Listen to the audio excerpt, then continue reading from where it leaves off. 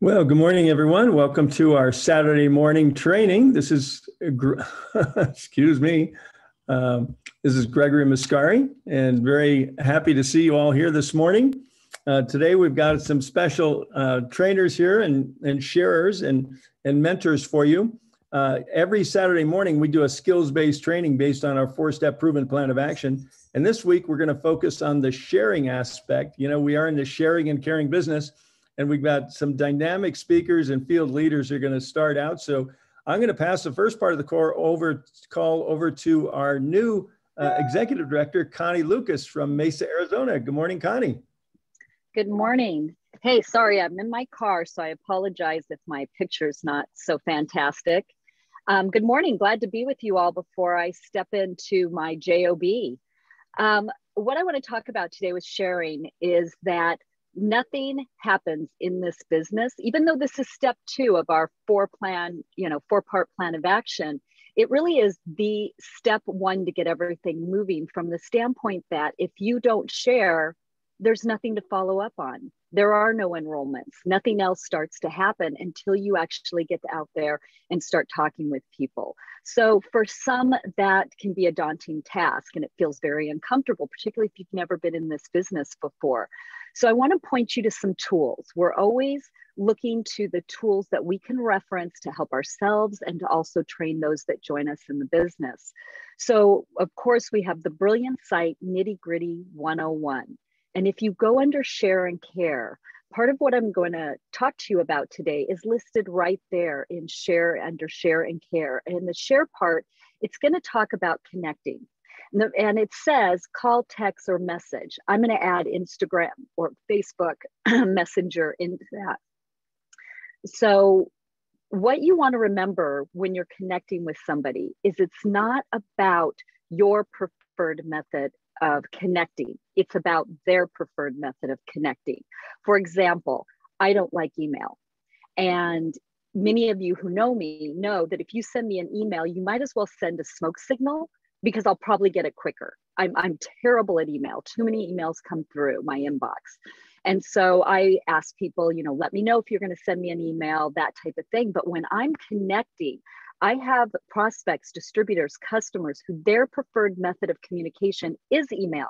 So that's how I communicate with them. I communicate with them in their preferred method. If there's somebody that you met on Instagram, or you met them on Facebook or LinkedIn, then that's the perfect place to start, is in that messenger feed, because that's where you connected with them.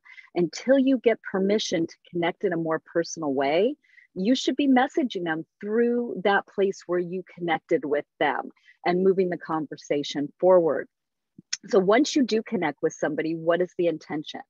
And we talk about in there, and you're going to see in Nitty Gritty 101 under share and care, that you're looking to tell your story and ask questions, okay? You're looking to pique their interest. Gregory and Robin use a historic breakthrough in affordable stem cell activation. Those words, those keywords make a difference. And in that site, you're also going to see Words That Work by Phil M. Jones and exactly what to say.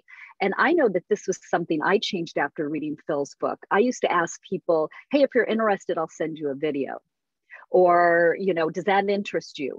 And then what I started working with and using was, are you open? Because people like to consider themselves to be open. So I changed all my wording around that. Everything I end with, I always end with, are you open? And generally speaking, I'm going to get a yes. And so this is the way that we move through it.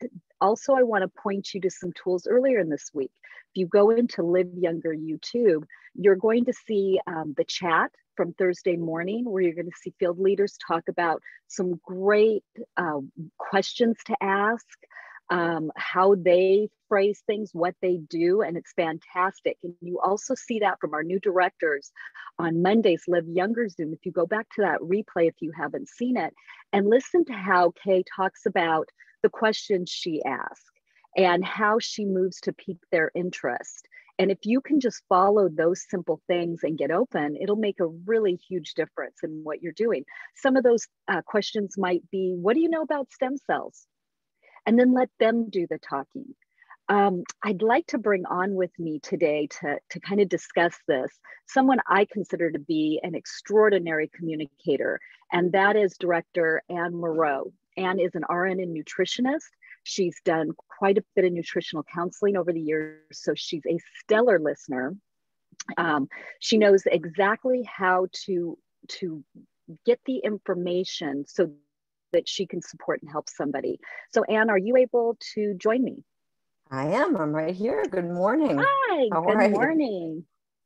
Good Yes. So morning. So we've talked a little bit about the fact. Go ahead. Go ahead.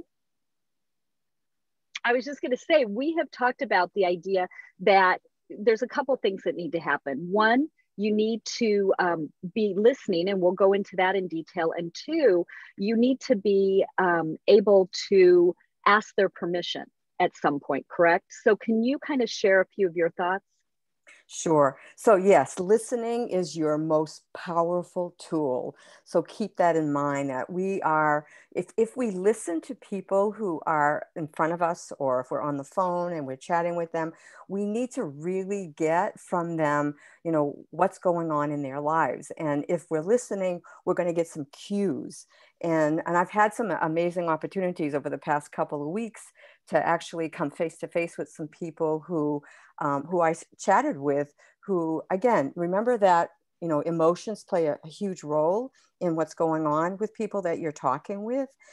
You need to be sincere about what you're talking about. You need to validate them, and you need to come from your truth, and you need to let them come from their truth. If they're comfortable enough with you, they will come from their own truth. So the two ladies that I met over the past couple of weeks, one of them I met yesterday, and it so happened that I went to the dentist's office to have a procedure done. And of course, if they're working in your mouth, there's not a whole lot you can do. You can't be talking, but you can be a good listener. So I spent a lot of time listening to both the doctor and the hygienist that was working together. And what I learned from that conversation led me to talk to the young woman that was working with him. I also paid attention. So really pay attention to surroundings, pay attention to nonverbal language. And I saw some things that created curiosity for me. And I'm somebody who, when I'm curious, I ask a lot of questions. So you want to get comfortable. If you're not somebody that is comfortable asking questions, practice that skill so you get good at that. You're at grocery stores, you're in line, ask questions. Wherever you have an opportunity, practice the questioning people, because as you get more comfortable asking questions, then it will become a natural part of what you do. And so what happened was that I ended up asking this young woman a lot of questions. I found out that she had a history of cancer. I found out she'd had part of her hip removed, 2 bouts of cancer. She was 9 years old and 14 years old.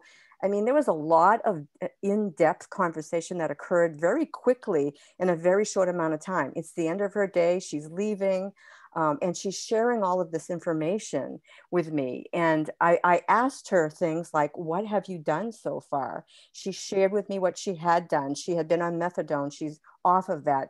She told me she did not want to do those types of meds that were addictive. That's important information. So as I'm getting all this information, I'm understanding that this young woman is looking for alternative approaches to managing what she has now as chronic pain.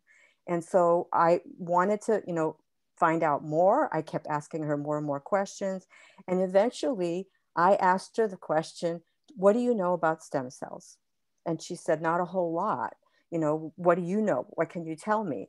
And so it offered me the opportunity to say that 2 years ago, this company was able to find affordable stem cell, a way to affordably activate stem cells. And she said, I'm really interested. I really want to know more. And so as that happened, she actually, I didn't have to ask for her information. She volunteered her information. She said, I'll give you my phone number, the email, the telephone. Please send me the information. Now that offered me an opportunity to ask more questions, right? How much information do you need? Some people need very little and they don't want to know much. She told me that at the end of her day, She gets home from work and she spends hours on the computer researching. She said, I need to know a lot of information. So that's what I really would like to get from you. So now I know what I'm going to do, what I'm going to send her, so that you've got all of these questions answered. And now I can send her the information. I asked her if she would watch the videos, and she said, absolutely, of course. And I said, once you watch those videos, I will send you some patches to try. And she said, I would absolutely love that. And so that was sort of the conversation that took place yesterday. I had another conversation 2 weeks ago with a nurse as my mom was being discharged from a hospital. You just never know where you're going to meet people who are, looking for solutions. And this particular person was a nurse who, and when I talk to nurses, because I'm a nurse, I know that most of them are about the medicine. So if they're about medicine, they're going to talk about medicine or medication. And so she's reviewing with me my mother's medication, what she's going to take when she leaves. And I'm telling her she's taking vitamin D. She's not going to take aspirin. So she looked at me and said, it sounds to me like you're into alternatives. And I said, I am. Why do you ask that question? And she said, because I am as well. And so it led me to ask her the same questions I asked the young lady yesterday. And she also handed me her paper with her information and said, please send me more information. And from there, we followed up with phone calls, with a call with Connie Lucas, with Dr. Acklin. She's looked at all the videos, she's gotten patches, and she's getting really close to this point to signing on. So those have been my two experiences. So I'm going to go ahead and hand it back to Connie. Oh my gosh, Anne, that's perfect. And do you see how what Anne has done is created a situation where people are coming to her, where she's having attracting versus out there just trying to, grab and pull and push. And so that was fantastic, Anne. I'm going to kind of summarize it too with a couple of other things. I am a talker. Listening is a muscle you have to work every single day, and I have to practice it. And I mean, I've been behind a hair chair at a salon for almost 40 years, so I'm a decent listener, but it doesn't come naturally to me. And so I've even suggested sometimes to people who are talkers like myself and said, hey, I'm going to give you a challenge for the next day.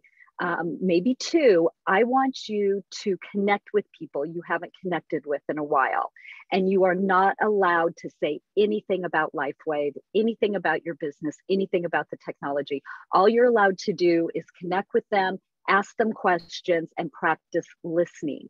Then you take the information they've given you, and if it makes sense, you can go back to them even the following day or later that night and get a hold of them and say, you know what, when we were talking, you mentioned that you're really struggling with finances through all of the shutdowns, and I might have a solution for you, something that I found and I like. Go ahead and share your story, and then you ask, are you open? You might hear somebody talk about, they've had a knee replacement and it's just not getting better. And they've done everything and they just seem like they can't get any ground. So now, great, you get to go back to them and you get to show them that you care, that you listened. You didn't call them up to sell them. You called up to connect. And from that connection, you can glean whether or not it makes sense to go back and tell them about what you're doing and how it will support them. Anytime that your sentences all start with I, when you're out prospecting, if you're talking to people and you're going, I really think they need this.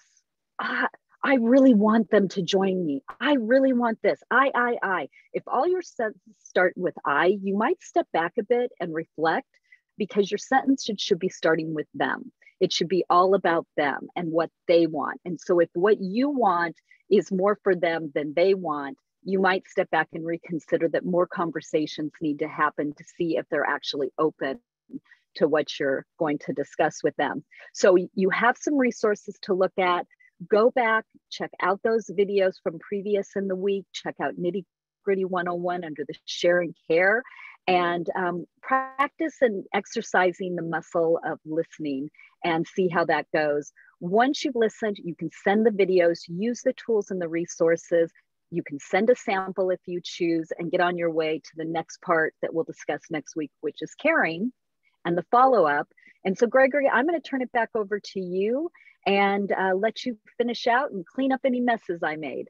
Oh, well, you didn't make any mess, but you and Ann certainly nailed it. Thank you so much. That was wonderful.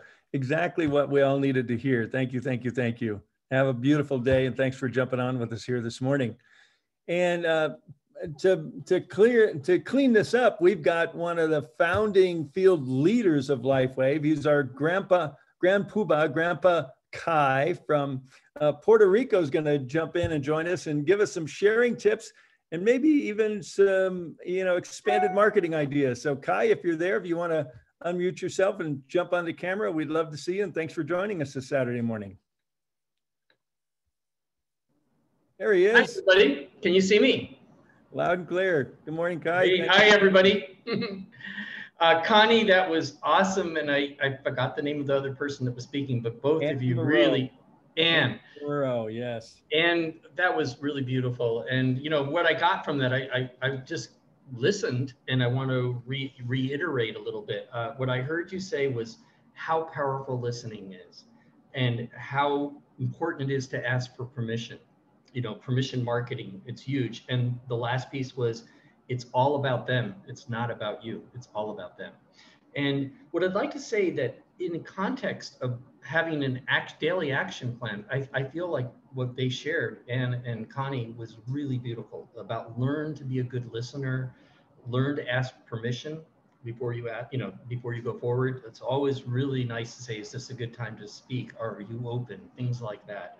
And then, it's all about them, not about you. We were given 2 ears and 1 mouth, so you should be listening twice as much as you're speaking when you're actually prospecting. It's about I call it active listening. And one of my favorite stories about that, and by the way, I'm going to talk about something else about my piece, but I just wanted to kind of nail down what they just shared, maybe with stories in a little different words, was a beautiful story I read that was research done through a college. I forget which college. But they wanted to see this one thing. They had a question and they wanted to see how that worked out in reality about the difference between listening and speaking. And it was, they used an airplane. It was back in the old days when you could actually talk to people and be on airplanes and be social. And they wanted to see which was better, a person that was actively listening or a person who was maybe what you call the beautiful people and, the superstar. So they picked a person who was really attractive. They did a male and a female, very, very attractive, very full of themselves, very creative and magnetic personality. And they told them to go sit on a plane, random, next to a random person. And they did this about 20 people. They tried a couple different people like that and sat next to maybe 20, 40 people in this experiment. And their job was to talk all about, on the 2-hour trip, it wasn't a long flight, but all about themselves, like, what they're doing and how exciting it was, and kind of use their charisma to kind of mesmerize them. And, and see, they wanted to get feedback from the person because they would go interview them after, who they sat next to, and ask them what they thought about that experience of sitting next to that beautiful person, very attractive, magnetic, spoke about themselves and what they were doing. And almost every single one said how horrible the plane flight was. It was like, oh my God, I was sitting next to the most obnoxious person in the world. Yeah, they were really attractive, or they had an interesting life, but so what? It was horrible. They just kept bothering. It would bother me the whole way. And then the other thing was that they had a person who was kind of not particularly good looking, not well dressed, but they listened and they didn't talk about themselves. They only asked questions about them. They say, where are you from? What is it? What do you do? How's your family? And listened. And then when they would say something, they would repeat it back to them. That would be the only thing they would talk about, would be repeating back so that they knew that person felt heard. And then they ask another question to lead that person. And they were kind of drab clothes, not particularly good looking people, and they didn't say anything about themselves. And they interviewed those people after the trip, and almost every one of them said, and they did this with men and women and, the mixture of combinations of all of them. And almost all the people said, that was the most fascinating plane ride I've ever had. That was just so great. The time went so fast. That person was so interesting that I sat next to. They were amazing. And so again, learn to be an active listener, and then, and use the tools to share. Don't get into talking at people. So I loved what you guys shared, and I just wanted to share that story to anchor that in about how powerful it is to be an active listener.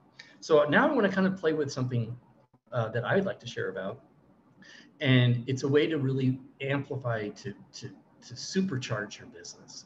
So I think what Connie and Ann shared was a great daily action to teach people to really start to develop their business.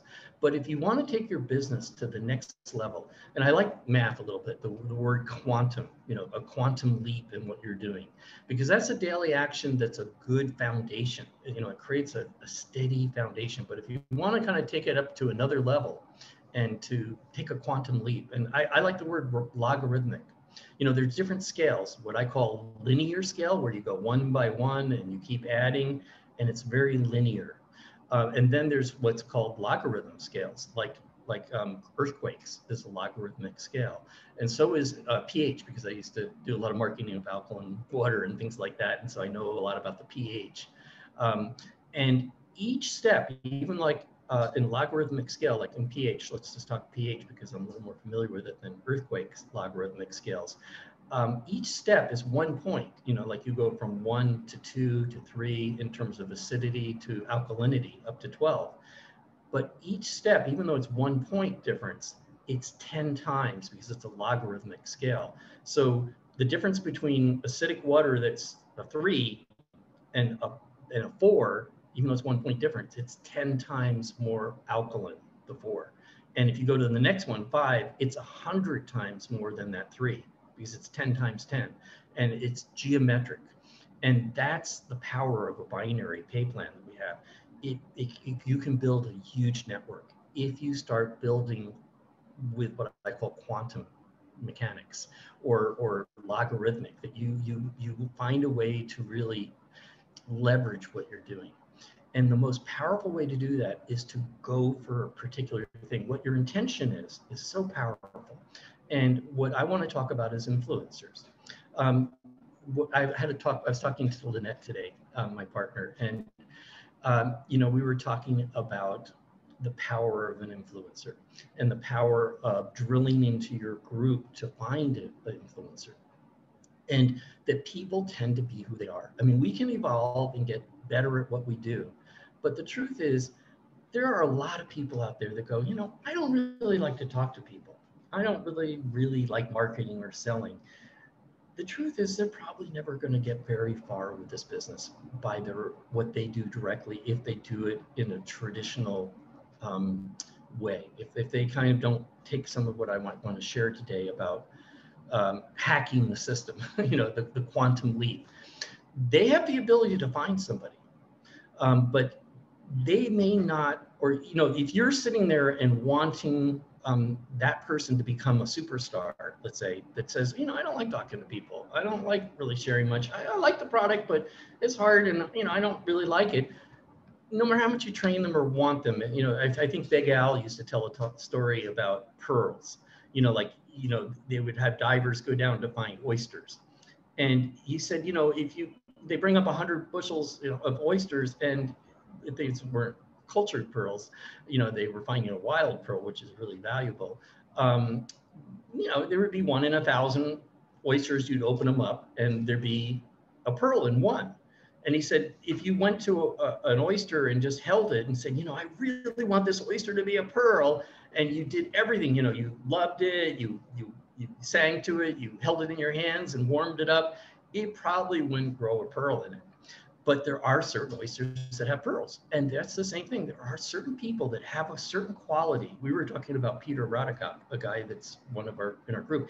And Lynette was just so amazed, like how he was so articulate and so well. And everywhere he goes, he has 10 new conversations every day with people because that's just the way he's built.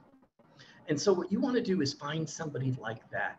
And you want to either find them out, through a technique I'm going to share with you today, or the second technique would be to drill into your group and start working with your people, even if they're maybe not those pearls, but they might know someone. I'm thinking of one of our superstars, Onyx, who's an incredible builder, was brought in by somebody who maybe wasn't a superstar at that point, but because they knew Onyx and Onyx fell in love with the products and the company, she jumped in and she wanted to work with a woman, and she was a woman. And so that worked for her, and she didn't need anything from anybody else.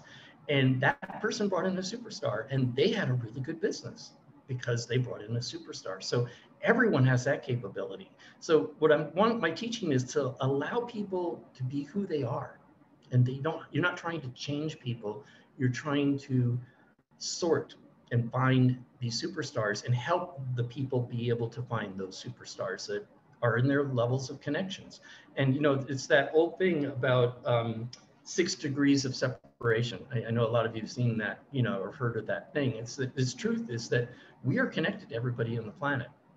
And there's only, you know, you pretty much within 6 degrees of separation, somebody you know who knows somebody who knows somebody will almost go around the whole world. You know, that you will be in touch with the whole world. And that's the power of our binary, is you can use that concept of quantum leap or logarithmic math to find some of these superstars, because they are in your levels of connections. If you just do permission marketing with active listening, and you stay steady with it and sort instead of trying to convince people, and you will find the people that will take your business to a whole nother level. Because the superstars actually can, you know, you only need a couple of them in a binary, one on one side, one on the other side. And, you know, you don't even have to be the personal sponsor of them. You can take you to a $25,000 a week business. That's pretty powerful, you know, in the binary, if you max out the binary by having 2 good superstars somewhere in your network. So one is to drill down and to start working with people, to invite them to take a look, and then work with them, especially if they're not people who like sales and stuff. You start working, you know, you like somebody might have 20 or 30 people in their group. You want to be working with those people to teach them how to at least invite people to take a look, and then be available for following up. I did a whole training on the, you know, the 1 to 10 scale.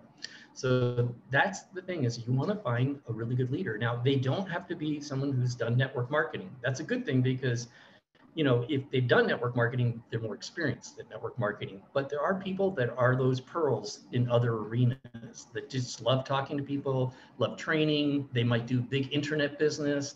Haven't done networking before, and they might be a big public speaker. Or I like influencers that just somehow have a magnetism and a following.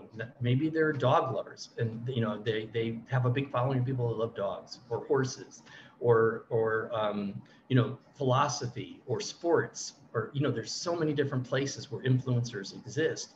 And the influencers are powerful because their group of people, sometimes they have 1 million, 2, 3 million, or even just 10 or 20,000 can be a strong enough influencer. Or maybe even a personal trainer, you know, who only has 400 or 500 people that follow them in the gym, you know, and they're a good trainer and they have a good following, and they'll lead to other personal trainers and other, you know, influencers that might have 4 or 5, 10,000 people, you know. So it does domino, or that whole thing of the logarithmic quantum leap thing. So you want to go find influencers. So you can do it by drilling in your group and going to your contacts to their contacts until you find a good influencer who falls in love with our product. And one way to do it is through gifting. You know, I love the gifting programs, but this is a little different than giving one sample out. Like, if you find a good influencer and they're having a personal problem, like their knees hurt, or they're, you know, could use any of our products, they're having trouble sleeping, or they are whatever, it doesn't matter, because our products work on so many different things. And the X39 works just about on everything, the stem cell patch, and that's what I like to start with. But with these influencers, you're gonna have to step up a little bit. You're gonna have to step up your game. And with an influencer, you're probably gonna have to give them a whole sleeve to try for 30 days, not just one. And if you get them to like it, we just have a new influencer who just came in and joined. His name is Santos under Pete, and he has a couple million person following on metaphysical. He likes talking about metaphysics and astrology, but people love him so much that just him wearing the patch and showing, like, I like this, hundreds of people are going to want to order it. That's where the quantum leap happens. So you want to find people like that. You can do searches on Google for whose birthday it is today, you know, or on Facebook, whose birthday it is today. And you can start kind of trying to dialogue with influencers and finding them, you know, kind of raw out there and offering a gifting, you know, say, hey, I read about you and your story, and I heard you're having stuff with this. Can I give you a gift? You know, you can try to talk to them. It's kind of hard to get through them. It's a little easier if it goes through a warm market. As I mentioned, that 6 degrees of separation. So drilling into your group, if you have a group, can be a great way to find influencers. But if you don't have a group yet, you can go to your contacts and then drill into their contacts. But you could also, you know, go on to these things like Instagram and Facebook and all these different things and find whose birthday it is today and say, I want to give you a birthday present. And then try to create a contact. Now you'll probably have to do 10 of them before you might get one that will communicate with you. But when you get something of huge value. And then you apply some of the things that Connie and Ann were talking about, listening really well. First, asking permission, you know, I'd like to give you this gift, are you open? Secondly, listen to what their issue is, repeat it back to them. You know, is this a good time to talk? All those things, permission. And then making sure it's all about them. And then let the magic of the product bring them in. And once they fall in love with our product, then they really want to share it with people. Then they go, yeah, let me help you monetize this. Why don't we do a little ad with you and you wearing it and talk about your experience?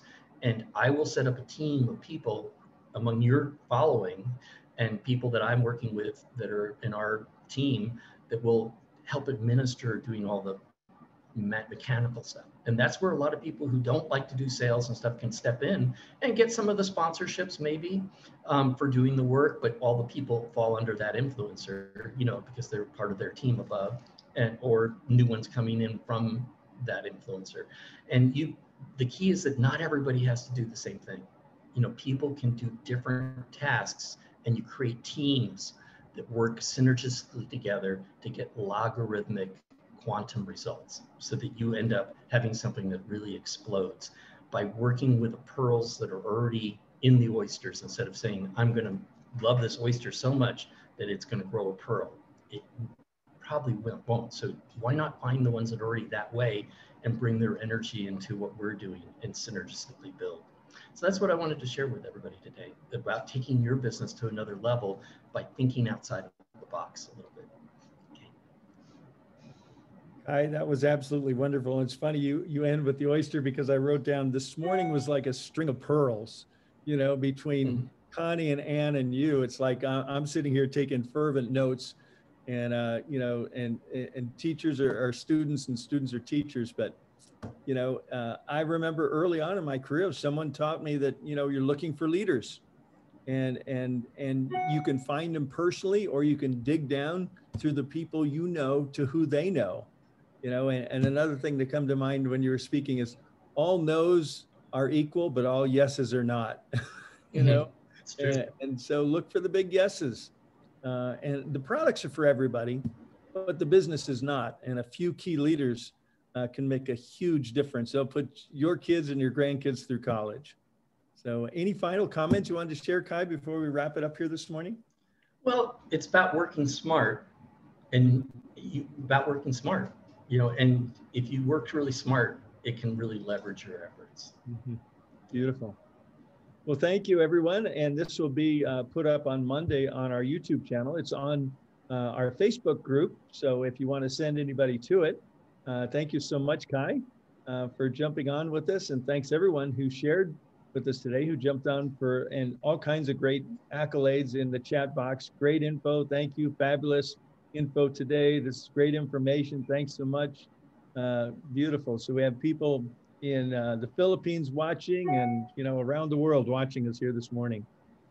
So okay, everybody, and that brings our Saturday morning training to a close. Thanks for dialing in, logging on from wherever you are, and we'll see you on one of the next upcoming calls. Good day, everyone.